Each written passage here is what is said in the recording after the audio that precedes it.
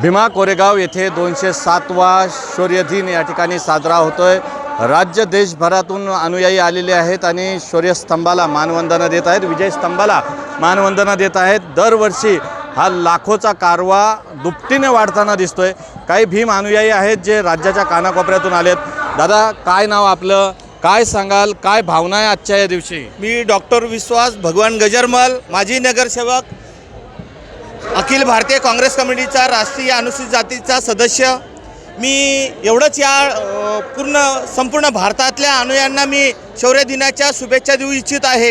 या पुणे जिल्ह्यामध्ये जे पेशवाई जे नष्ट झालेली आहे, 500 महाराजांनी 28,000 पेशव्यांची जे नेस्त नाबूद केलं, हे शौर्य बाबासाहेबांनी जेव्हा ओळखलं आणि 1927ला बाबासाहेब प्रथम या ठिकाणी विजय स्तंभाला आले आणि अभिवादन केलं। ही परंपरा पूर्ण भारतभर चालू आहे आणि अनुयायी खूप मोठ्या प्रमाणात जे 2018ला जे प्रकार घडला त्या प्रकारानंतर संपूर्ण भारत देशामध्ये जगामध्ये विजय स्तंभ हे सर्वांना माहीत झालं आणि अनुयायी खूप मोठ्या प्रमाणात वाढलेले। येणाऱ्या भविष्य काळामध्ये हे अनुयायांची संख्या अजून 1 कोटीच्या पुढे जाईल अशी मी अपेक्षा व्यक्त करतो।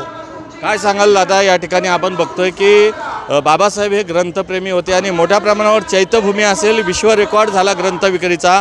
भीमा कोरेगाव येथे देखील या ठिकाणी विश्वविक्रम होण्याची शक्यता आहे।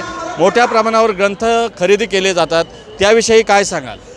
हा भारत बौद्धमय होत आहे आणि बाबासाहेबांचे जे स्वप्न होतं भारत बौद्धमय करायचं, हे भीम अनुयायी आंबेडकरवादी भविष्य काळामध्ये शिक्षणाच्या माध्यमातून पुढे जात आहेत आणि बाबासाहेब ज्याप्रमाणे पुस्तकप्रेमी होते तसे भीम अनुयायीसुद्धा पुस्तक येणाऱ्या काळामध्ये इथे मोठ्या प्रमाणात पुस्तक घेऊन वाचन वगैरे करतात आणि जो समाज इतिहास वाचतो तोच समाज इतिहास घडवू शकतो, हे बाबासाहेबांचं स्वप्न होतं। जे लोक इतिहास विसरतात ते लोक नव्याने इतिहास घडवू शकत नाहीत, इतिहासाचं स्मरण असलं पाहिजे असं म्हणतात। दादा, काय नाव आपलं, कुठून आलात तुम्ही आणि काय सांगाल?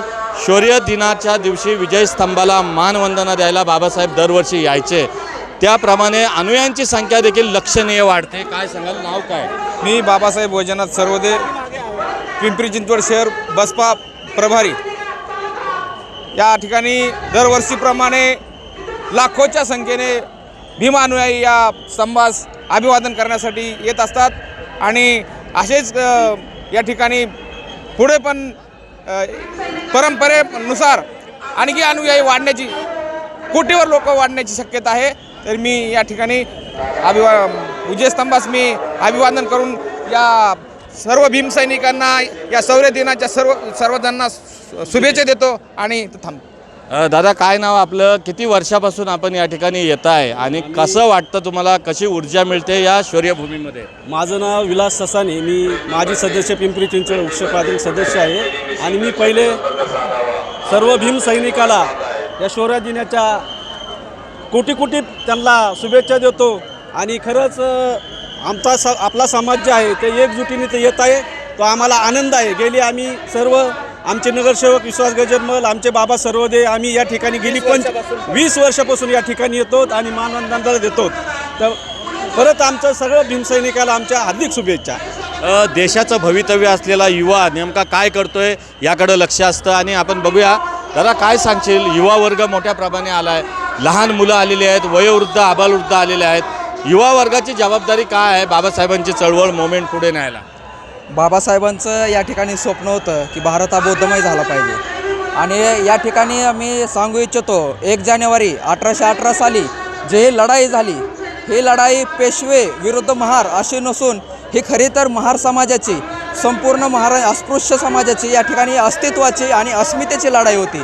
आम्हाला सिद्ध करून दाखवायचं होतं या ठिकाणी की आमचं अस्तित्व काय आहे आणि हे अस्तित्व या 500 महारांनी या ठिकाणी त्यांनी या लढाईच्या माध्यमातून आपलं रक्त सांडून 28,000 जणांना टराटरा फाडून या ठिकाणी, आणि त्याचा हा विजयस्तंभ हा जो आपल्याला दिसतोय हा त्या लढाईची साक्ष आहे। आणि या ठिकाणी हे अनुयायी आपल्या ह्या विचारवंतांना या ठिकाणी ज्या लढा उभा केला, या शौरवीरांना मानवंदना देण्यासाठी, एक अस्तित्वाची इतिहासाची जाणीव करून देण्यासाठी या ठिकाणी येत असतात। आणि माझी अशी अपेक्षा आहे की येणाऱ्या काळात हे अनुयायांची संख्या या ठिकाणी निश्चित स्वरूपामध्ये वाढत जाईल आणि बाबासाहेबांचं जे स्वप्न आहे ते हेच अनुयायी इथे येणारे या ठिकाणी नक्कीच पूर्ण करतील, एवढीच ग्वाही या ठिकाणी देतो। जय भीम। दादा, काय नाव तुमचं? बंधुत्व चंदनशिवे. काय सांगाल, तुम्ही आलेला आहात, कुठून आलात आणि ही जी गर्दी दिवसेंदिवस वाढते, ही गर्दी कशा पद्धतीनं या गर्दीकडे बघता, या गर्दीचं रूपांतर राजकीयदृष्ट्या देखील झालं पाहिजे का? काय वाटतंय, राजकीय सत्ता आणि त्याच्या चाव्या आपल्या हातामध्ये येण्यासाठी काय केलं पाहिजे? राजकीय सत्तेचं काय माहीत नाही, पण ही गर्दी दिवसेंदिवस वाढेल अशी अपेक्षा करतो. कारण माझं पण हे पहिलंच वर्ष आहे.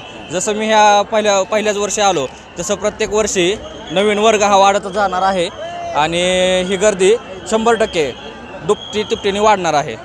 अजून काही तरुण मॅक्स इंडियावर जोडलेत. दादा, काय सांगाल, काय भावना आहेत आपल्या? आज या शौर्यभूमीमध्ये आहात आणि इथली माती आपण कपाळाला लावून त्या ठिकाणी जातो. सर, आम्ही प्रत्येक वर्षी या विजयी स्तंभाला मानवंदना देण्यासाठी प्रत्येक वर्षी येत असतो. आम्ही 15-20 वर्षापासून या ठिकाणी येतो आहे.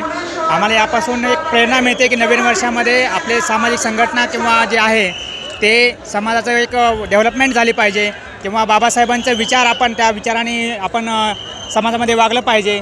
तर आपल्या राजकीय आणि सामाजिकदृष्ट्या या समाजाचं परिवर्तन करण्यासाठी आम्ही या विजयस्तंभापासून प्रेरणा घेऊन आमच्या नवीन वर्षाची सुरुवात करीत असतो आणि या सर्व भीमसैनिकांना व आंबेडकरप्रेमी जनतेना या शौर्यदिनाच्या हार्दिक शुभेच्छा देतो.